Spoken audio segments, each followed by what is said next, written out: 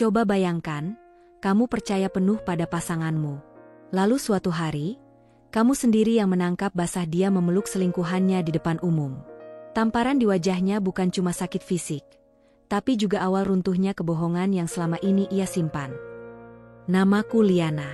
Sudah hampir 5 tahun aku menikah dengan Ale. Di awal pernikahan, semua terasa begitu manis.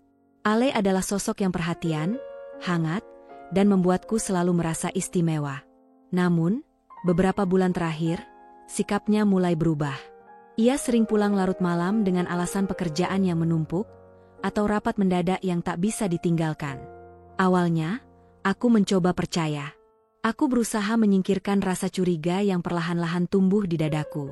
Tapi semakin hari, alasan Ale terdengar semakin sering, semakin klise, dan semakin sulit kutelan mentah-mentah.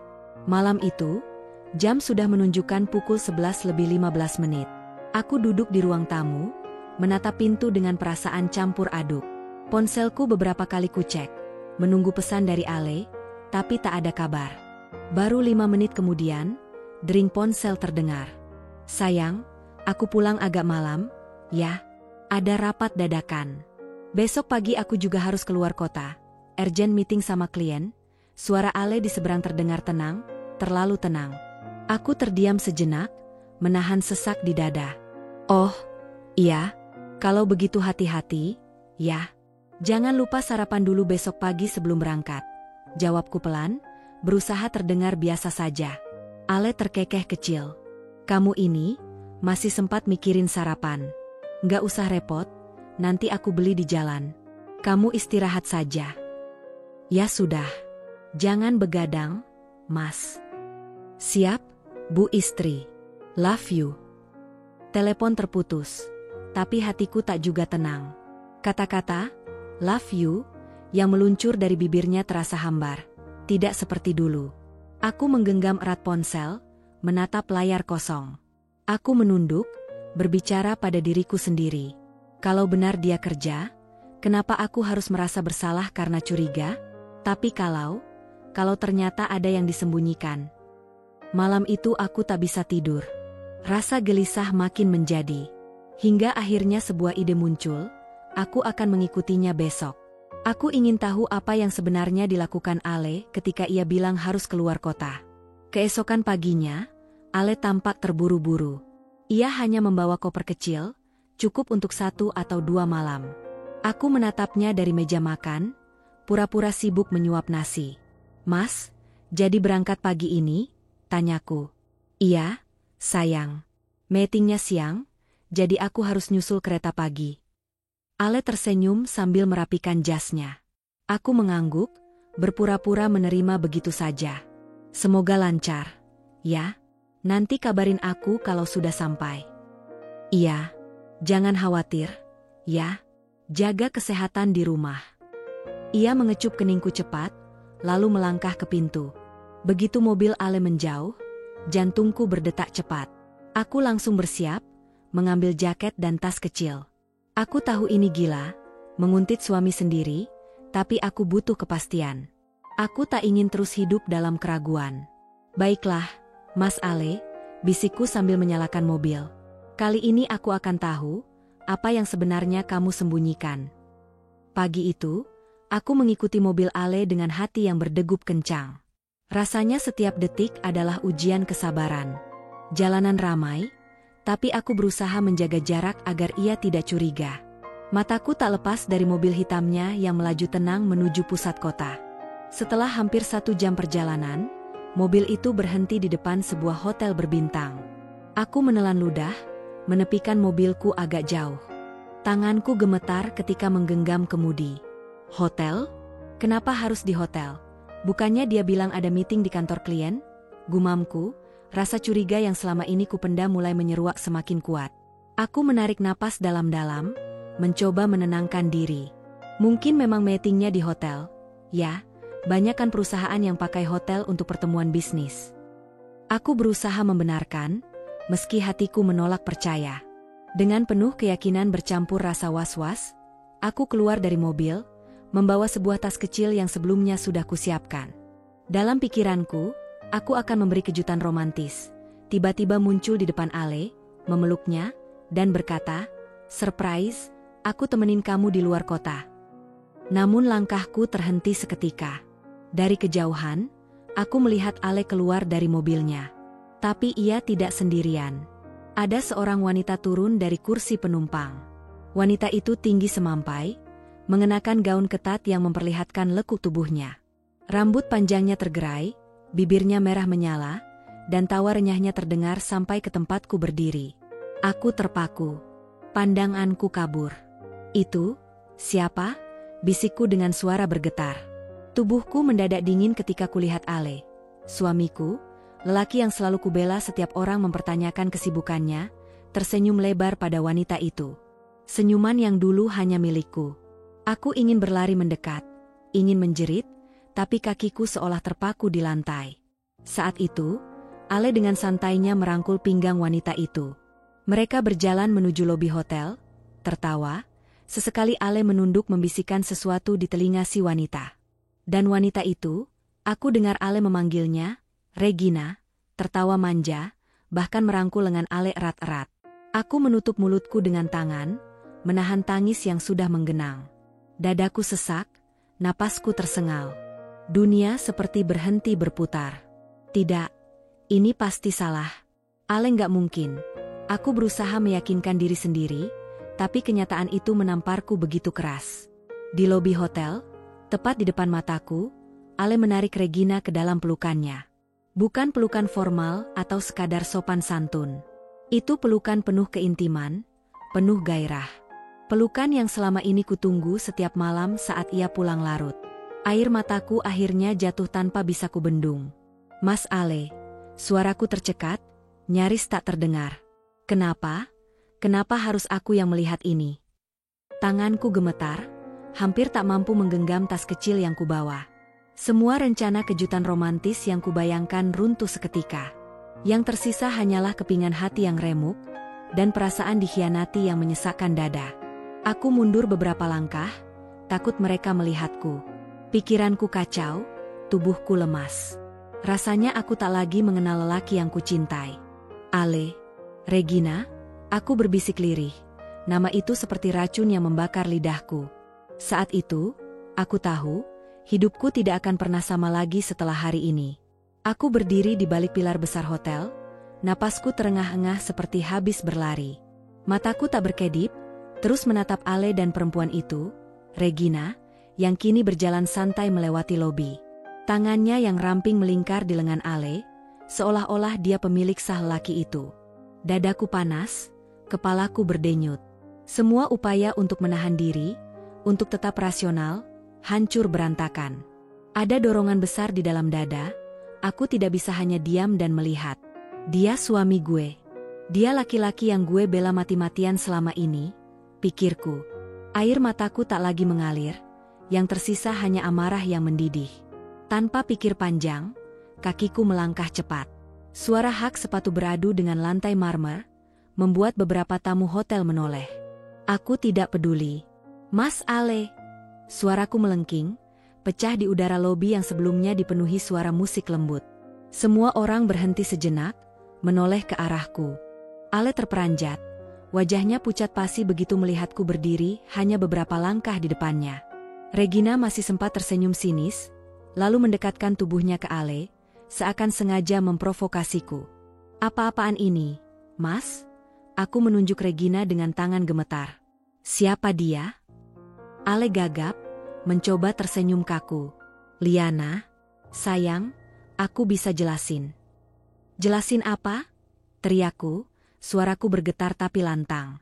"Jelaskan kenapa suami orang seenaknya gendong perempuan murahan di hotel?" "Jelaskan, Ale." Suasana lobi mendadak hening. Semua pasang mata tertuju pada kami. Beberapa karyawan hotel tampak panik, tapi tak berani ikut campur.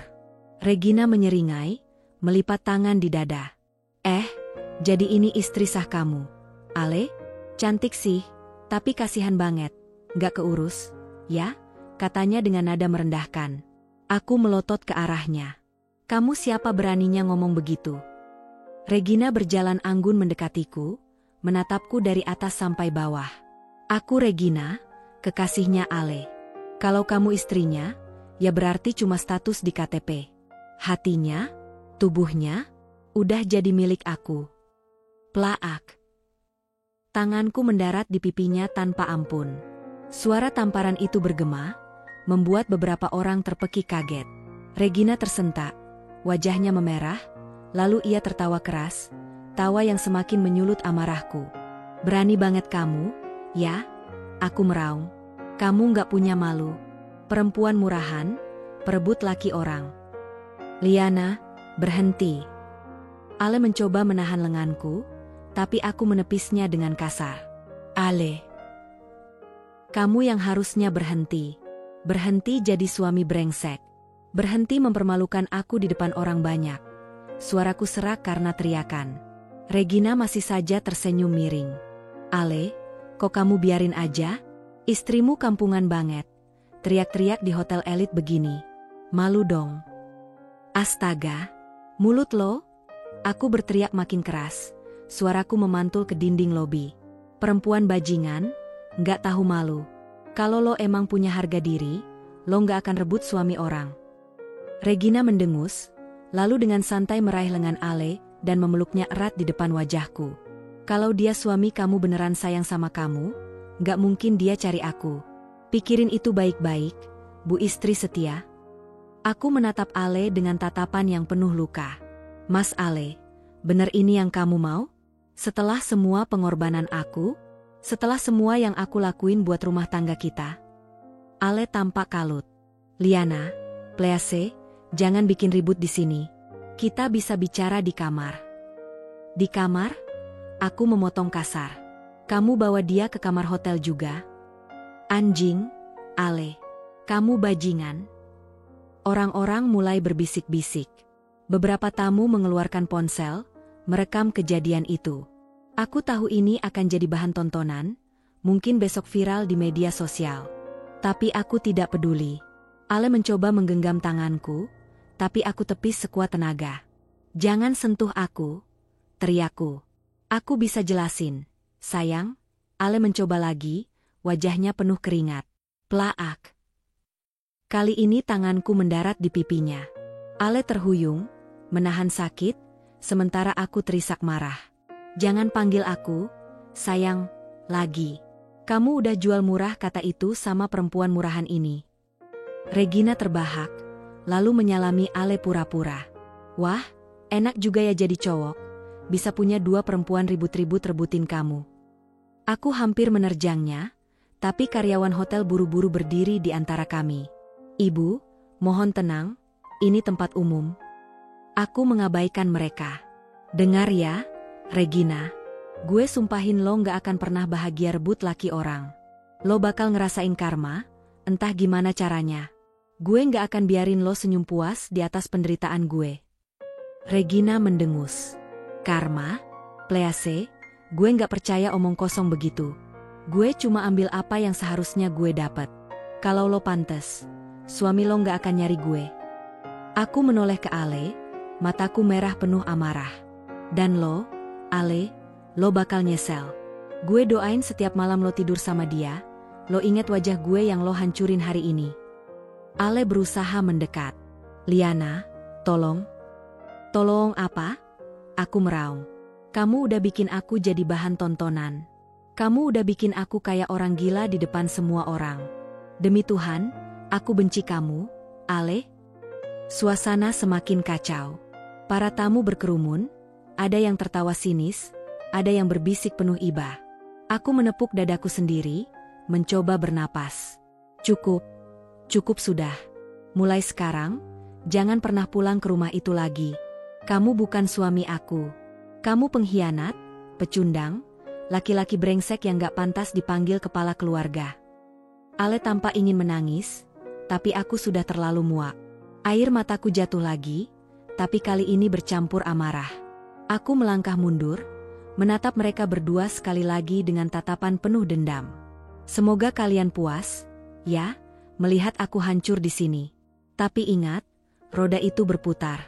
Kalian mungkin ketawa sekarang, tapi suatu hari nanti, kalian akan meringkuk di sudut, nangis kayak aku hari ini. Dan saat itu datang, jangan harap aku kasihan. Aku berbalik, melangkah pergi dengan tubuh lemas tapi kepala tegak. Suasana di belakangku masih riuh, suara orang-orang bergema. Ale memanggil namaku, tapi aku tidak menoleh lagi. Hari itu, di lobi hotel yang penuh saksi, rumah tangga yang kubangun dengan cinta runtuh seketika. Malam itu aku pulang dengan tubuh yang seakan tak lagi punya tenaga. Mobil yang kukendarai melaju pelan, seolah jalanan ikut merasakan beratnya hatiku. Pandanganku kabur oleh air mata yang terus mengalir tanpa bisa kucegah.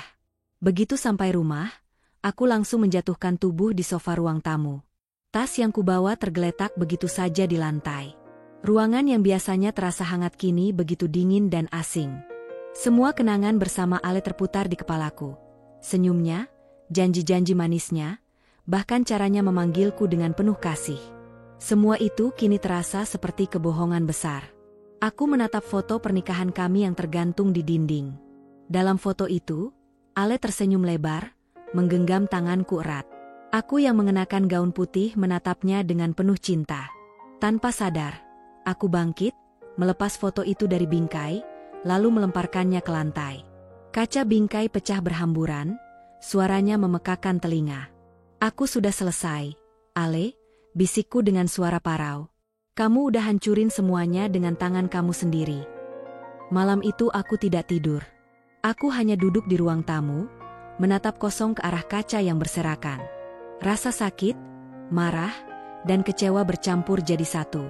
Tapi di balik itu semua, ada secercah kekuatan yang muncul. Aku tahu aku tidak bisa terus terjebak dalam luka. Aku harus bangkit. Keesokan harinya, begitu matahari terbit, aku sudah bersiap.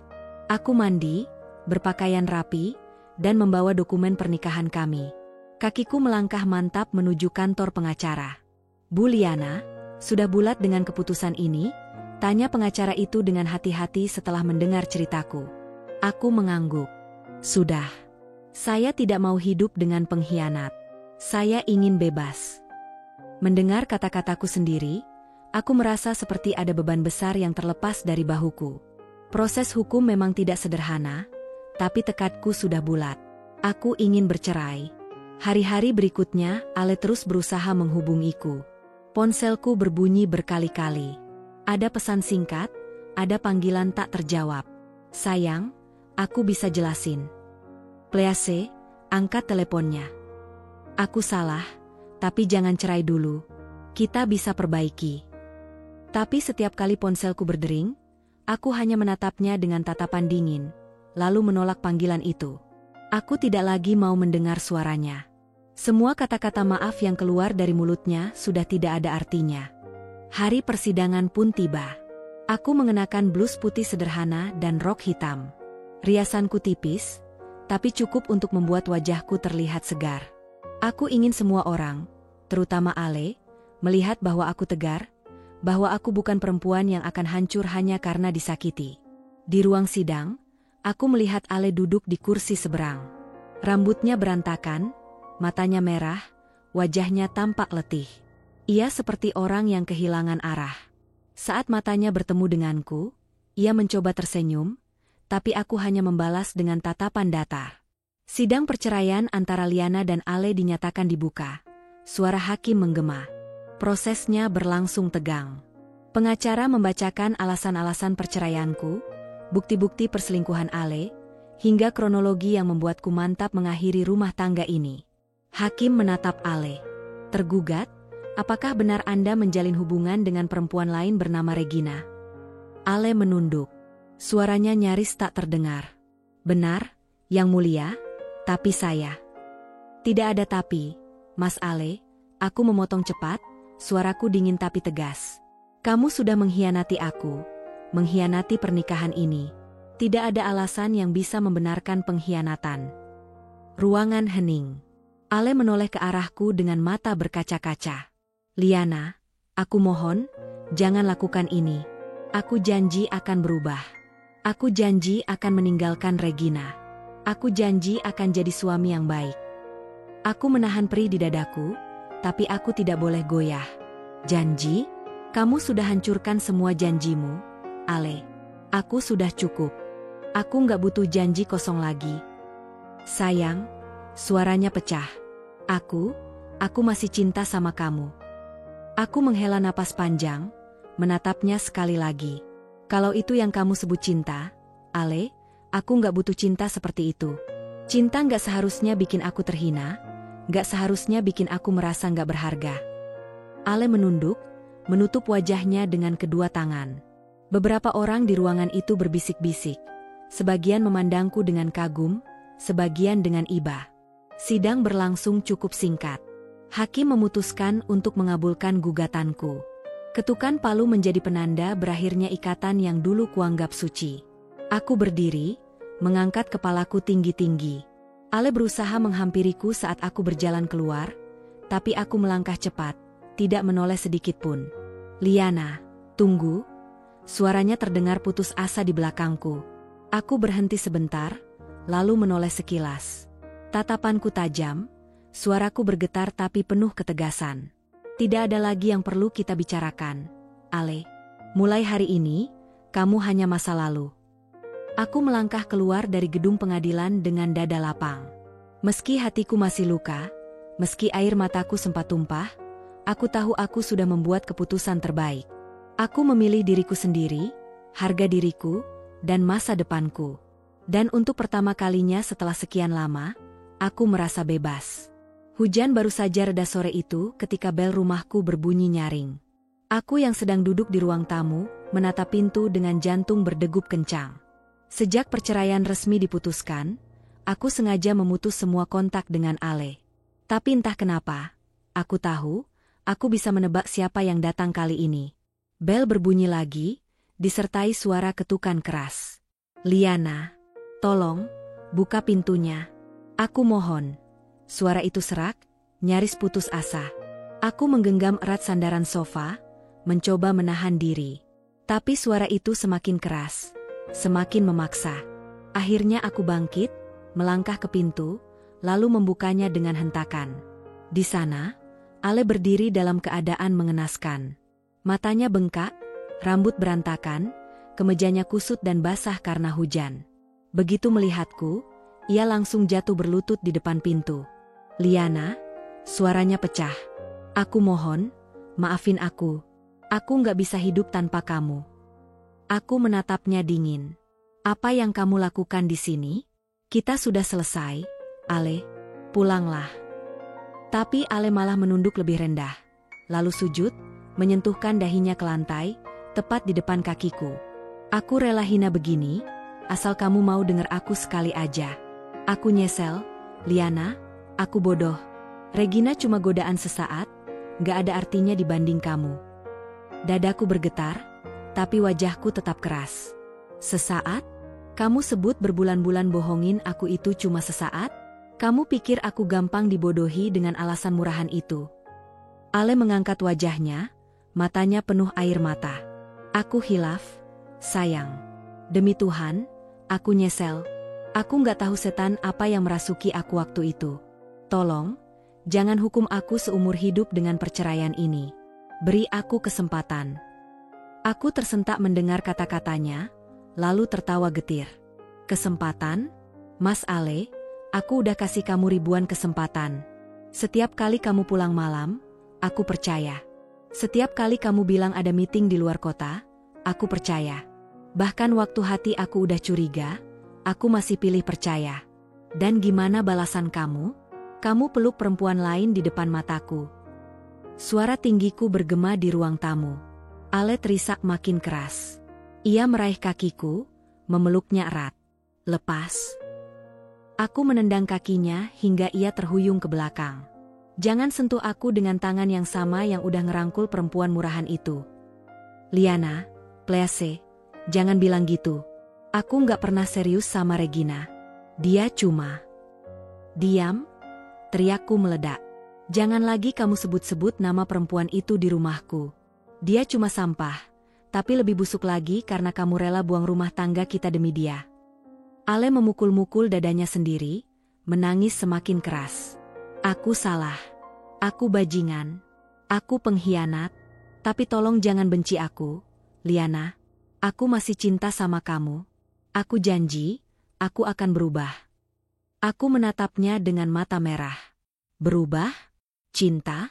Kamu bahkan gak ngerti arti kata itu, Ale. Cinta gak pernah bikin orang yang dicintai hancur sehancur ini. Ia merangkak mendekat lagi, memegang ujung rokku. Aku rela apa aja. Li, hukum aku, siksa aku, tapi jangan tinggalin aku. Aku butuh kamu. Aku menepis tangannya kasar. Kamu butuh aku? Enggak, Ale. Kamu butuh penonton buat drama kasihanmu. Kamu gak datang ke sini buat aku. Kamu datang karena kamu takut sendirian, takut kehilangan kenyamanan yang selama ini aku kasih. Bukan, sayang, aku tulus. Jangan panggil aku sayang. Jeritku membuat Ale terdiam. Kata itu udah mati di antara kita sejak hari aku lihat kamu meluk perempuan lain di hotel. Aku benci dengar kamu ngomong sayang, karena sekarang rasanya jijik. Ale menunduk, suaranya pecah. Aku rela sujud di kakimu seumur hidup kalau itu bisa balikinmu. Aku mendekat, menatapnya dari atas dengan api di mataku. Sujudmu gak bisa balikin rasa hormatku. Air matamu gak bisa hapus rasa sakitku. Dan semua janji manismu sekarang cuma racun buatku. Aku udah muak. Ale. Muak? Ale mendongak, wajahnya penuh keputusasaan. Liana, tolong, jangan gitu. Aku bisa mati kalau tanpa kamu. Aku mendengus. Kalau kamu bisa hidup bahagia sama selingkuhanmu, kenapa takut mati sekarang? Jangan pakai ancaman murahan buat bikin aku luluh. Aku nggak sebodoh dulu. Tangisku pecah, tapi aku tetap berdiri tegak. Dengar baik-baik, Ale. Aku udah selesai. Kamu nggak lagi punya tempat di hidupku. Jadi tolong, keluar dari rumah ini. Jangan pernah balik lagi. Ale terdiam, tubuhnya gemetar. Ia mencoba bicara, tapi aku mengacungkan tangan, menghentikannya. Keluar, Ale. Kalau kamu nggak keluar, aku yang bakal telepon polisi. Suasana hening beberapa detik. Ale akhirnya bangkit perlahan, langkahnya gontai. Sebelum keluar pintu, ia menoleh sekali lagi, wajahnya hancur. Aku cinta kamu, Liana, selamanya. Aku menatapnya dengan tatapan penuh luka sekaligus kebencian. Cinta yang datang bersama pengkhianatan itu bukan cinta. Itu cuma nafsu, ego, dan kebohongan.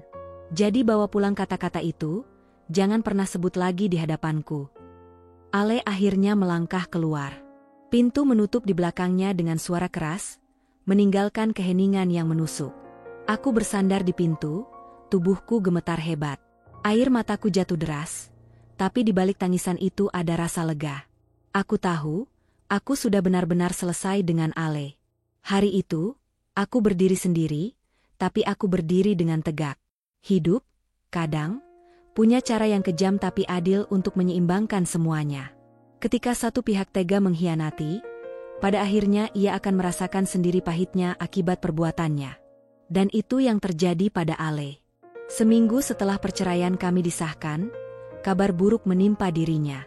Proyek besar yang selama ini ia banggakan, alasan yang selalu dipakai untuk pulang larut malam, tiba-tiba dibatalkan oleh klien. Ada kabar bahwa Ale ketahuan, bermain, di belakang meja, menerima komisi gelap untuk meloloskan vendor tertentu. Awalnya hanya rumor, tapi lambat laun jadi gosip kantor yang merebak. Atasan Ale memanggilnya ke ruang rapat. Mas Ale, kami menerima laporan serius. Klien tidak mau bekerja sama lagi. Mereka kecewa karena ada indikasi manipulasi data. Apa kamu tahu soal ini? Ale mencoba tenang. Tidak, Pak. Saya hanya menjalankan tugas. Tapi bukti di meja tak bisa dibantah. Email-email, transfer rekening yang mencurigakan, semua mengarah padanya. Cukup. Kami tidak bisa mempertahankan Anda. Perusahaan punya reputasi. Mulai hari ini, Anda dinonaktifkan dari semua proyek. Itulah hari Ale kehilangan pekerjaannya. Ia keluar dari gedung kantor dengan wajah pucat, kemeja kusut, dan tatapan kosong. Seorang rekan lama bahkan sempat menepuk pundaknya sambil berbisik. Sabar ya, Le, tapi jujur aja, gue udah duga semua ini bakal kebongkar. Sepulangnya ke apartemen, Ale mencoba mencari pelipur lara pada satu-satunya orang yang tersisa, Regina. Sayang, aku kena masalah di kantor. Aku butuh kamu sekarang, katanya sambil menelpon dengan suara panik. Regina awalnya diam, lalu tertawa kecil. Masalah? Hahaha, gue sih udah nyium baunya dari dulu. Makanya gue nggak pernah terlalu serius sama lo. Ale tercekat. Apa maksud kamu? Bukankah kamu bilang kamu cinta sama aku? Regina mendesah panjang. Cinta? Aduh, Ale, jangan naif. Gue sama lo karena lo punya uang, punya posisi. Sekarang lo nggak punya apa-apa. Buat apa gue stay? Gue nggak butuh cowok pecundang. Regina, jangan gitu. Aku udah ninggalin istriku demi kamu. Hahaha, justru itu salah lo. Lo buang istri baik-baik yang jelas sayang sama lo, demi gue? Dan sekarang lo expect gue nemenin lo di saat lo jatuh? Sorry, bukan urusan gue. Klik. Sambungan terputus. Ale menatap layar ponselnya dengan mata kosong. Ia mencoba menelpon lagi, tapi nomornya sudah diblokir. Pesan yang dikirim hanya berakhir dengan tanda centang 1. Regina, jangan tinggalkan aku. Jangan sekarang, bisiknya lirih, air matanya jatuh. Hari-hari berikutnya jadi neraka. Ale kehilangan pekerjaannya, kehilangan Regina, dan tentu saja kehilangan aku. Apartemennya yang mewah perlahan harus ia jual untuk membayar utang-utang kartu kredit dan gaya hidup yang dulu ia banggakan. Aku mendengar kabar itu bukan karena aku mencarinya, tapi karena berita miring tentangnya menyebar cepat. Beberapa teman lama bahkan mengirimkan tangkapan layar artikel online. Mantan manajer proyek terlibat skandal finansial. Aku hanya menatap layar ponsel sebentar, lalu menutupnya. Tak ada rasa puas, tak ada pula simpati. Yang ada hanyalah sepotong kalimat di kepalaku, inilah harga yang harus dia bayar. Sementara itu, aku sendiri justru mulai menemukan kembali ritme hidupku. Meski awalnya berat, aku mencoba menyibukkan diri. Aku kembali menekuni hobiku menulis, menghadiri pertemuan komunitas, bahkan mulai menerima tawaran kerja paruh waktu dari seorang sahabat lama. Rasanya aneh. Dulu aku merasa hidupku hanya berputar di sekitar Ale. Tapi sekarang aku sadar ada begitu banyak hal yang bisa kulakukan untuk diriku sendiri. Tetanggaku, Bu Rini, suatu hari menegurku di halaman rumah. Liana, kamu kelihatan lebih segar sekarang. Senyummu balik lagi, Nak. Dulu saya sering lihat kamu murung tiap malam. Aku hanya tersenyum. Iya, Bu, saya sedang belajar bahagia lagi. Ale, di sisi lain, semakin tenggelam. Ia mulai jarang keluar rumah. Apartemennya berantakan, penuh botol minuman kosong. Rambutnya semakin acak-acakan, tubuhnya kurus. Orang-orang yang dulu menyanjungnya menjauh. Telepon dari bank, debt collector, bahkan mantan rekan bisnis terus berdatangan. Suatu malam, dalam keadaan mabuk, ia menelponku. Entah bagaimana ia masih menyimpan nomorku. Liana, suaranya serak. Aku kangen kamu. Tolong, jangan matiin telepon ini. Aku terdiam sebentar, lalu menjawab dingin. Ale, kita sudah selesai. Jangan hubungi aku lagi. Jangan bilang gitu. Aku udah kehilangan semua orang. Aku cuma punya kamu. Please. Berhenti, Ale. Kamu yang memilih jalan ini. Kamu yang menghancurkan rumah tangga kita. Jadi terimalah konsekuensinya. Aku langsung menutup telepon sebelum air mataku jatuh. Waktu berjalan, dan kejatuhan Ale makin nyata. Suatu sore aku bertemu dengan sahabatku, Mira, di sebuah kafe. Mira menatapku hati-hati sebelum berkata, Li, aku tadi lihat Ale di jalan. Astaga, dia kayak orang gila. Bajunya kumal, jalannya sempoyongan. Orang-orang sampai pada kasihan lihatnya. Aku menghela napas panjang. Itu pilihannya sendiri. Mir, aku udah gak ada urusan lagi. Mira menggenggam tanganku. Aku bangga sama kamu. Kamu kuat banget. Kalau dulu kamu masih bertahan, mungkin sekarang kamu yang jatuh kayak dia. Aku menatap keluar jendela, melihat langit sore yang berwarna jingga. Benar kata Mira. Kalau aku masih bertahan, mungkin aku akan ikut terseret ke dalam kehancuran Ale. Tapi aku sudah memilih untuk melepaskan, dan keputusan itu menyelamatkanku. Sementara Ale semakin kehilangan segalanya. Regina, yang dulu ia puja, ternyata bukan malaikat penyelamat. Wanita itu menghilang begitu saja, bahkan kabarnya sudah menggandeng lelaki lain, seorang pengusaha kaya yang jelas lebih mapan daripada Ale. Suatu kali Ale sempat mendatangi kantor lama, berharap bisa diterima kembali. Tapi manajer HRD hanya menggeleng. "Maaf, reputasi Anda terlalu buruk. Kami tidak bisa menanggung risikonya." Ia keluar dari gedung itu dengan mata merah, menahan tangis di depan banyak orang. Beberapa bulan setelah perceraian, aku benar-benar melihat kontras yang nyata. Aku mulai tersenyum lagi, dikelilingi orang-orang yang mendukungku. Aku belajar menikmati hidup sederhana tanpa beban. Bahkan aku mulai menabung untuk usaha kecil-kecilan yang sudah lama kupendam. Sementara Ale, kabarnya ia pindah ke rumah kontrakan kecil di pinggiran kota. Orang-orang melihatnya sering duduk di warung kopi murah, termenung, menatap kosong. Sesekali mabuk, sesekali menangis sendiri. Aku tidak pernah benar-benar membenci Ale. Meski aku pernah melontarkan sumpah serapah, jauh di dalam hati, yang kurasakan hanyalah luka dan kekecewaan. Tapi sekarang, melihat keadaannya, aku sadar satu hal. Aku tidak lagi punya ruang untuknya, entah sebagai suami, teman, atau bahkan kenalan. Ia adalah bagian dari masa laluku. Masa lalu yang sudah kubiarkan mati. Malam itu aku berdiri di balkon rumah, menatap bulan yang menggantung indah. Aku mengingat semua yang sudah kulalui. Pernikahan yang hancur, pengkhianatan, pertengkaran, perceraian, dan akhirnya kebebasan. Ale mungkin sekarang terpuruk. Tapi itu bukan lagi urusanku. Urusanku adalah melangkah ke depan, membangun hidup yang baru. Aku menutup mata, menarik napas dalam-dalam. Untuk pertama kalinya setelah sekian lama, aku merasa damai. Dan aku tahu, apapun yang akan terjadi nanti, aku sudah siap. Waktu berlalu dengan tenang, seperti aliran sungai yang akhirnya menemukan jalannya sendiri. Hari-hari penuh air mata, amarah, dan kekecewaan yang dulu menjeratku kini terasa semakin jauh. Luka memang tidak hilang dalam semalam, tapi perlahan, bekasnya berubah jadi tanda yang menguatkan. Aku kini bisa menatap cermin dan tersenyum tulus pada bayangan diriku sendiri. Dulu, aku sering merasa rapuh, seperti hidupku hanya bergantung pada Ale. Namun sekarang, aku berdiri dengan kaki sendiri, tanpa perlu bayangan siapapun untuk membuatku merasa berarti. Suatu pagi yang cerah, aku duduk di teras rumah dengan secangkir kopi hangat di tangan.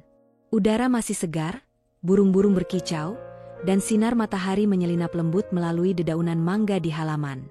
Aku membuka buku catatan yang sudah lama kutulis. Di halaman pertama, ada kalimat yang kutulis di hari-hari tergelapku, "Aku ingin bebas dari sakit ini." Kini aku menambahkan satu kalimat baru di bawahnya, "Dan aku berhasil." Ale, namanya sudah jarang singgah di kepalaku. Sesekali aku masih mendengar kabar tentangnya dari orang-orang. Konon, ia semakin tenggelam dalam hidup yang berantakan.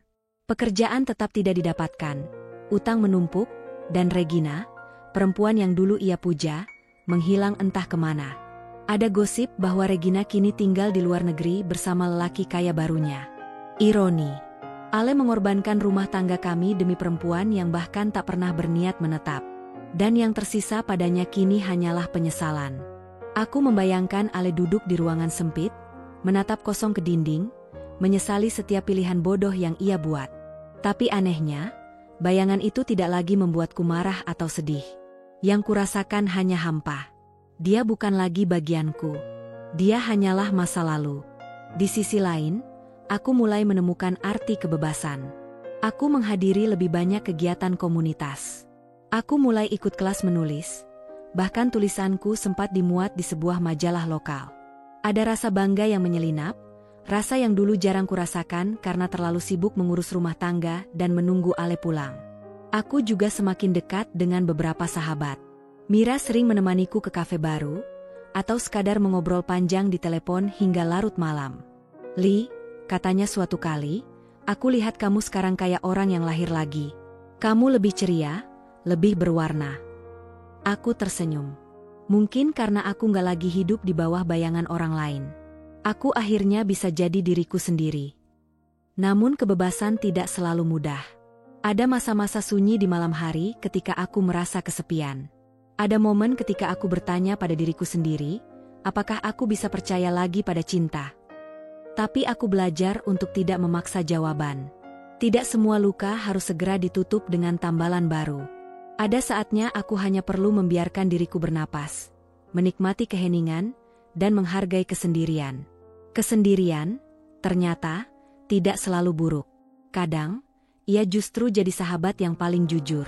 Suatu sore, aku berjalan di taman kota. Anak-anak kecil berlarian, pasangan muda duduk di bangku sambil tertawa, dan seorang ibu tua memberi makan burung merpati. Aku duduk sendiri di bangku panjang, menatap langit yang berwarna oranye. Seorang bapak parubaya yang duduk di sebelahku tiba-tiba menegur, "Sendiri aja, Mbak?" Aku tersenyum. "Iya, Pak. Lagi menikmati sore." Bapak itu mengangguk. "Bagus. Orang yang bisa menikmati kesendirian, biasanya hatinya sudah kuat. Nggak semua orang bisa." Aku terdiam sejenak, lalu tersenyum lebih lebar. Kata-kata sederhana itu seolah menguatkan hatiku. Ya, aku sudah kuat. Ale, aku tahu ia masih mencoba menghubungiku kadang-kadang. Nomornya selalu muncul di layar ponsel, tapi tak pernah ku jawab. Aku sudah terlalu jauh berjalan untuk kembali ke masa lalu. Suatu kali, ia meninggalkan pesan suara. Suaranya serak, penuh tangis. "Liana, aku nyesel. Aku hidup kayak mayat sekarang. Regina ninggalin aku. Semua orang ninggalin aku. Aku cuma butuh kamu, cuma kamu yang bisa nyelamatin aku." Aku mendengarkan pesan itu dalam diam, lalu menghapusnya. Karena aku tahu, aku bukan lagi penyelamatnya. Aku bukan penopang hidupnya. Dan aku tidak ingin kembali jadi korban kebodohannya. Setiap orang harus menanggung akibat perbuatannya. Dan itu yang sedang dialami Ale. Hari-hari terus berlalu. Aku mulai belajar lagi mencintai hal-hal kecil. Membaca buku sambil mendengar musik, memasak resep baru untuk diriku sendiri, bahkan merapikan taman kecil di belakang rumah. Aku juga mulai menabung dari penghasilan tulisanku. Rasanya menyenangkan bisa membeli sesuatu dari hasil kerja keras sendiri, bukan dari uang yang dulu selalu Ale pamerkan. Malam-malamku tak lagi penuh tangis. Kadang aku masih menangis, tapi bukan karena patah hati, melainkan karena terharu menyadari sejauh apa aku sudah melangkah. Suatu hari, aku menatap cermin dan berkata pada diriku sendiri, "Liana, kamu hebat. Kamu selamat. Dan kamu layak bahagia." Aku tersenyum lega. Senyum yang tulus, bukan senyum yang dipaksakan untuk menutupi luka. Di luar sana, Ale hidup dalam penyesalan. Ia mungkin akan terus mencoba meraihku, tapi ia hanya akan menemukan pintu yang tertutup rapat. Regina menghilang, meninggalkan dia sendirian dengan kehancurannya. Dan aku menatap masa depan dengan kepala tegak. Aku tidak tahu apa yang menantiku, apakah aku akan bertemu orang baru, atau tetap berjalan sendiri. Tapi satu hal pasti, aku sudah bebas.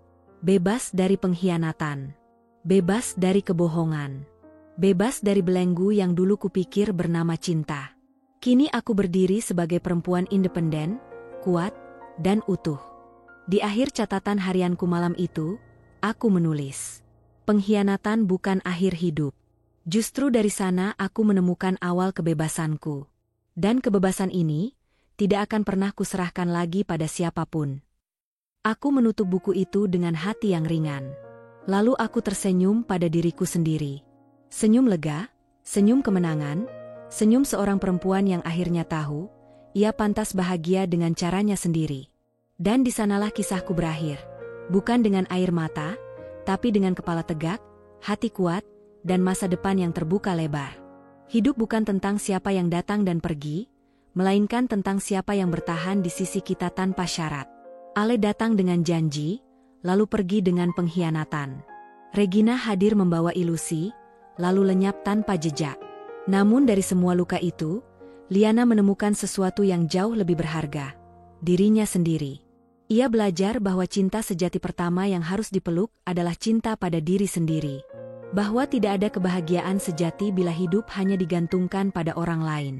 Ale tenggelam dalam penyesalan, Regina hanyut dalam pelarian. Liana berdiri di atas puing-puing masa lalunya, bukan sebagai korban, tapi sebagai pemenang. Dan dengan senyum yang tulus, ia melangkah menuju masa depan, tak lagi menoleh ke belakang. Karena pengkhianatan bukan akhir segalanya. Itu hanyalah pintu menuju kebebasan, dan kebebasan itu kini jadi miliknya selamanya.